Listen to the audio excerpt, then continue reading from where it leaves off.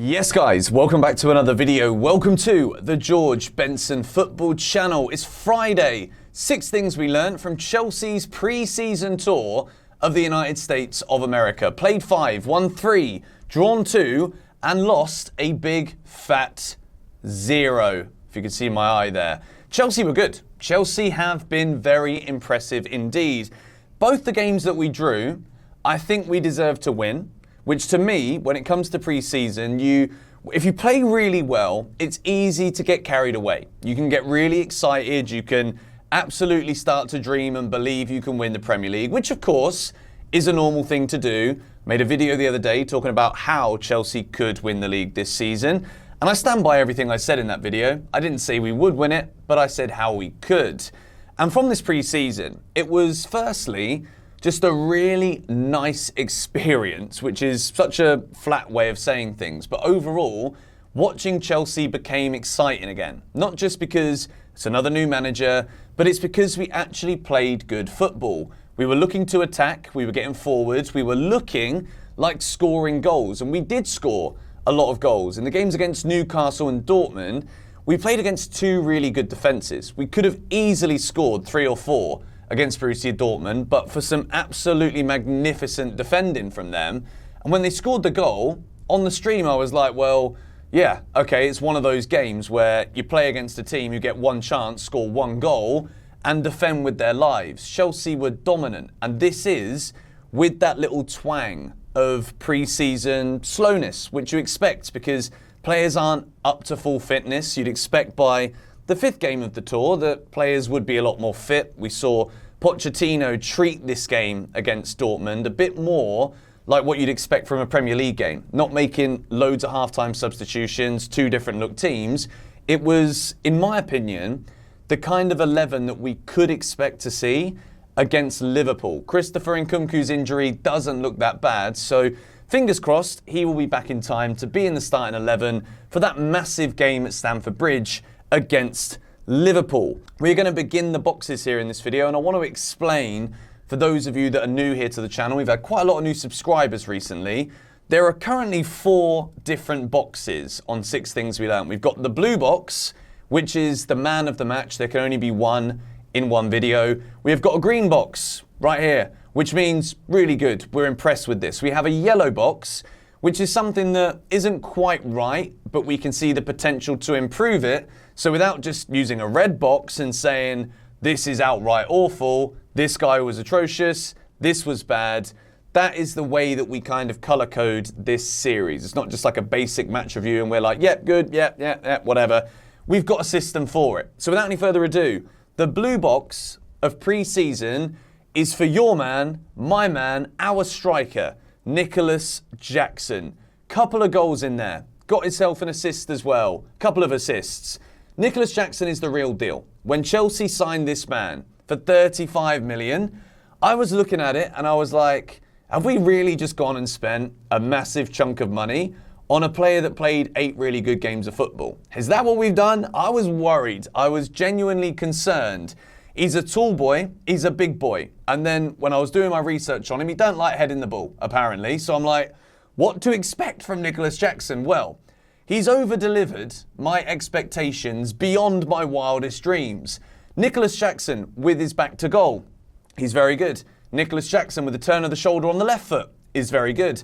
Nicholas Jackson with a turn of the shoulder on the right foot, you guessed it, he does that well as well. He runs into the channels. He holds the ball very well. His footwork, for a man of his size and the pace that he runs at, is actually sensational. And not only that, but he's not just a static striker. He's not a number 9 in the sense of he's just going to be lurking around the 6-yard box, waiting for a cross, waiting for scraps. He likes to work hard. He likes to drop deep. He likes to get involved in build-up play. And it's something that I was desperate to see during this pre-season, whether it was Jackson, Burstow, whoever was going to be the striker. I wanted to see Chelsea strikers being able to see, right, we've got Mudryk on the left, we've got Nkunku, we've got bloody Ben Chilwell, who sees himself as a left forward. We have got so many pacey players who love to get around the back. We need a striker to draw defenders away from the box to allow for those runs so that The players that can play those balls, your Silvers, your Colwills, your Enzo Fernandez, can see the run, make the pass, and Chelsea, in an attacking sense, we have seen players in 1v1 opportunities with intricate footwork and passing and interchanges in the final third so many times. Nicholas Jackson is either fully involved with this, be it with the goals or the assists, but also when he does drop deep, it allows for those other creative attacking players to be a little bit more, let's say, potent, is that the right word? Stronger in the final third. The word didn't bloody come to me, but I like to do these videos in one take because that's just the way I like to do it. Box number 2 is a double green for 2 players who, when we looked at this pre-season, we looked at the start of it, neither were first choice players. And by the end of it, neither are probably first choice players still, but the quality of Ian Maatsen and Malo Gusto is absolutely outrageous. Ian Maatsen, I was thinking, well, Cucurella, big money signing, he's probably going to play a lot. He has. Ben Chilwell, first choice in my head. Ian Maatsen comes in, and he's not even playing left back. He's not playing wing back. He's playing as a flipping attacker. He's playing left wing. He's playing right wing. He's playing central attacking midfield.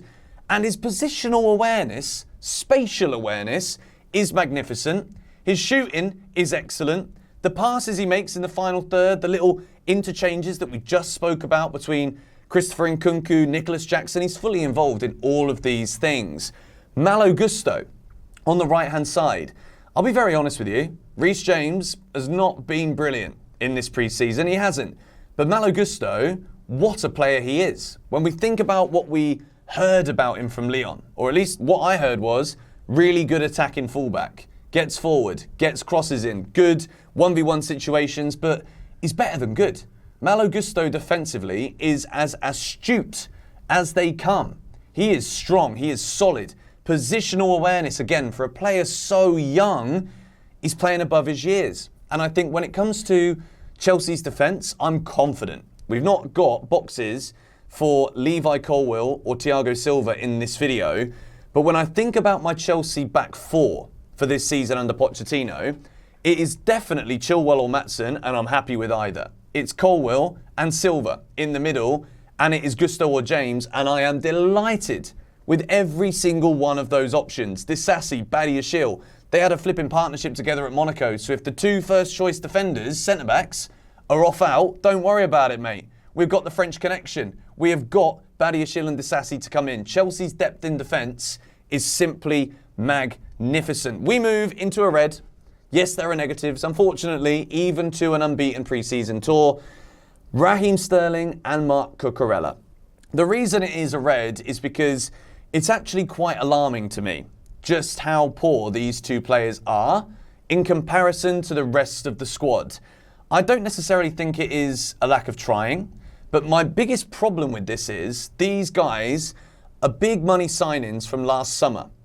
A lot of the players, Kalidou Koulibaly is gone. We're talking here about Cucurella and Sterling costing over 100 million, and they are clearly the weak points in this team.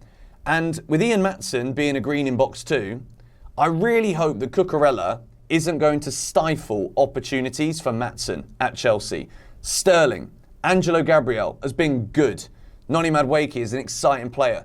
I hope that in the name of experience, Raheem Sterling doesn't stifle the development of these 2 players, because honestly, I don't know what both of these players offer. Cucurella is a liability defensively, and Raheem Sterling, as he has been throughout his whole career, when it comes to that final decision in the final third, he freezes. He doesn't know what to do.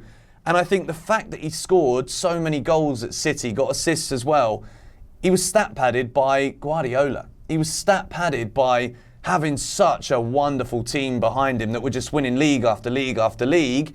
Now he's got to do a bit more at Chelsea because we're not that well oiled yet. We might be in the future, but we're not right now. And it just shows how there are players levels above him, and he isn't at the level, in my opinion, that Chelsea need right now to be competing for Premier League titles. We'll wait and see. Hopefully they come good. It sounds like I single them out. It's because I do. Because we've been so good in pre-season. There's so many positives.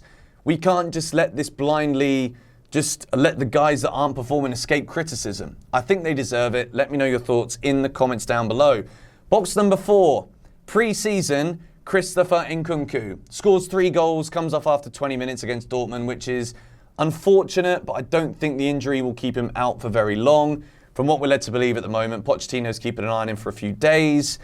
Christopher Nkunku is the real deal.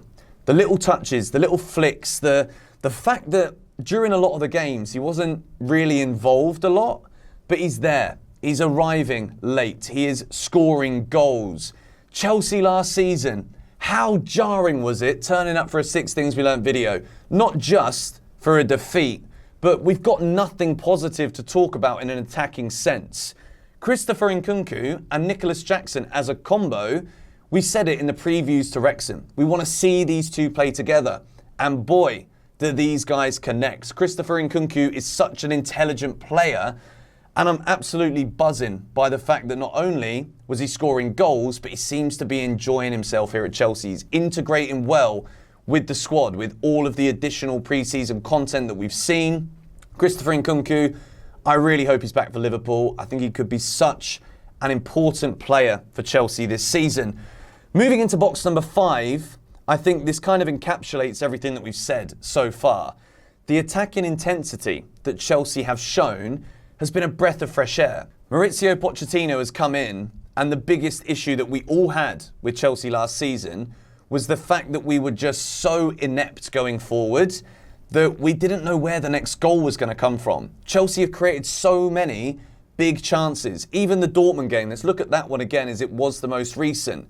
Levi Colwill could have easily scored 2. We should have had a penalty when Nkunku was brought down. Jackson with a big chance, great save from Max Meyer in the Dortmund goal. The way that we attack now, it's direct. We've got players out there, Levi Colwill, making those passes, breaking the lines up. It's not side to side anymore. We're looking to get the ball forward at every given opportunity, and there is quality now in those attackers. Kane Chukwuemeka has been excellent. Nkunku, Mudryk, so much talent. Let me just clip this bloody mic back on. I'm struggling here. With so much bright young talent at this club, Pochettino, we said it when he first got announced as Chelsea manager. What is he known for? Developing younger players, developing players into brilliant attacking teams. That Spurs team, we hate them, but they played some great football.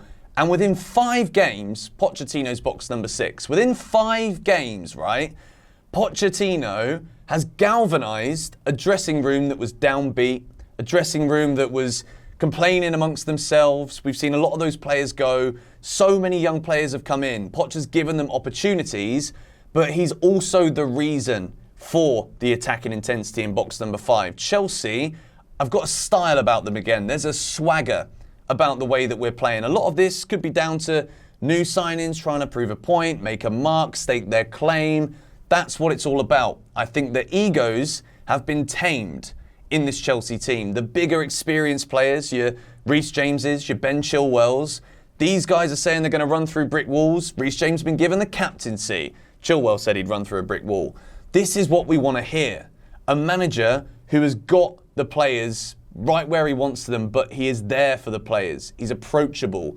And he seems, within 5 matches, to have given Chelsea a style again, given us a way of playing, and it's a way of playing that has been fruitful in front of goal. We're not giving away many chances, and we are defending strongly. And I think when you look at the depth in the defence, we're good, we're covered. So if we can continue to develop on this in pre-season, we're going back to Cobham now, fitness training, tactical instruction training, getting little nuanced things ready for Liverpool's visit to Stamford Bridge on the 13th of August. I'm absolutely buzzing for this season now. I think there is such a high ceiling for where Pochettino can take this Chelsea team. I cannot wait for it. If you did enjoy this 6 things we learned from Chelsea's pre-season, just the top end points, we're going to go into a lot more detail player by player in a player ratings video where I'm going to give ratings out of 10 for every single player. It's going to be a significantly longer video. Need to give my throat a rest though today because I'm recording this yesterday. I think you guys will see this tomorrow. 3 hours streaming, 6 things we learned, news. I need a break before I do the player ratings video, but it's coming tomorrow. Catch you guys there. Come on, you Blues.